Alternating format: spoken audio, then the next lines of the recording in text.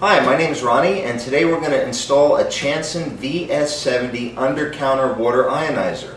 Your box is going to come just like this, and we're going to go step by step on how to install it so everybody can have a very easy experience here. First, we'll take the cardboard insert off the top, and then we'll slide out the faucet section that comes in this cardboard container here. Slide off the sleeve, and we will take out the faucet section. Faucet section comes with some ties around the hosing, and we'll quickly remove the ties. And we'll also remove the strap on the cord. The hoses are clearly marked at the end with a red, which means acid, and a blue, which means alkaline. For everyone that's installing this piece, we need an 1 3/8 hole in the countertop. That is the standard size hole that all faucets, soap pumps, dishwasher aerators, that's the same size hole that all of those use. So it's a standard 1 3/8 hole. First thing we do is take the nut off the bottom. Now if you look over here, we actually have one installed in this granite countertop. If you have granite countertops and you have no hole that you can use, unless you have a drill bit that will go through granite 1 3/8, I suggest that you hire a granite company or a plumber, let them come by and make the hole for you, and then you can continue with the video. Once the hole is there, the machine is very easy to install. So I'm going to set this aside for just a second here, and let's unpack the rest of the product. We'll take out our ionizer.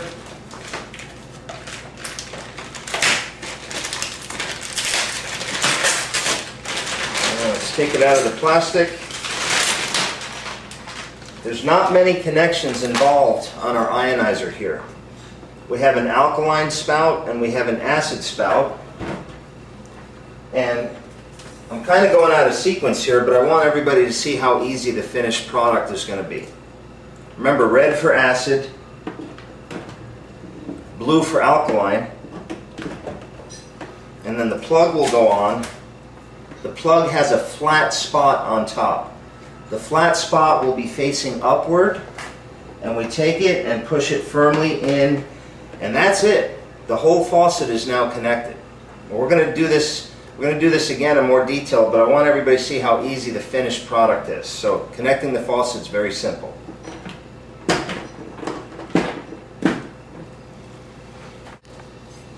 You'll notice there'll be an owner's manual inside the box that will walk you through a lot of these procedures step by step. There's also 2 small box compartments inside. One will contain a section of hose, and the other will contain this DVD that you're probably watching right now. Set these down here, and the other box will contain your water supply connections.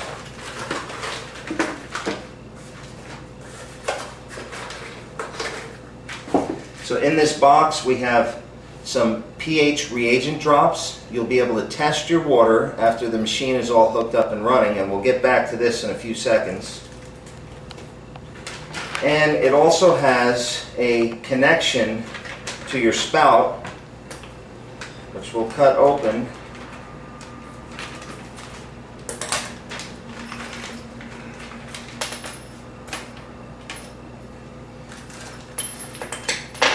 So here's the first part of what we have in here. To get any water ionizer hooked up under the sink, the first thing that you need is a water supply.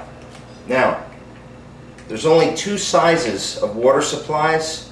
There's either a 3/8 inch thread or there's a 1/2 inch thread. The included adapter here is for 3/8 inch. And basically you take off where your hose is coming down from your faucet into the cold water supply line, which will be the spigot on the right hand side. You'll turn that water supply off, unscrew the nut for the hose coming down from your faucet, take that off, screw this on, Get it nice and snug. You don't have to wrench it really hard, but get it nice and snug. It's got a rubber gasket in there that'll make the seal. Get it nice and snug. And then you'll have a roll of Teflon tape. We do not include this with the ionizer. You can get this Teflon tape at any local hardware store, Home Depot, any of those supply stores. It's very cheap. It's only about 50 cents for a roll.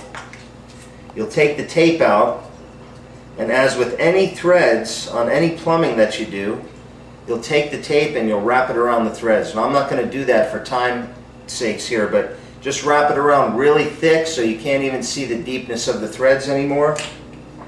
And now this is screwed on to your shut-off, cold shut-off valve under the sink. You've taken your hose connection, screwed it back onto this, and then you'll screw this in to the diverter. And this will enable you to hook up your hose that goes to the water ionizer and supplies the water to the whole system. So this will be your first step. Now, if you have a 3/8 inch connection, we're also going to include a 3/8 adapter. And this one is the same exact concept as this one. You just take off your hose from the cold water line, shut it off first, shut the water supply off first, screw this on, and you'll see this one screws on independently so you can move it out of your way. Screw this on nice and tight, screw the water supply hose back on here nice and tight, and this one has its own shut-off going out to the water ionizer.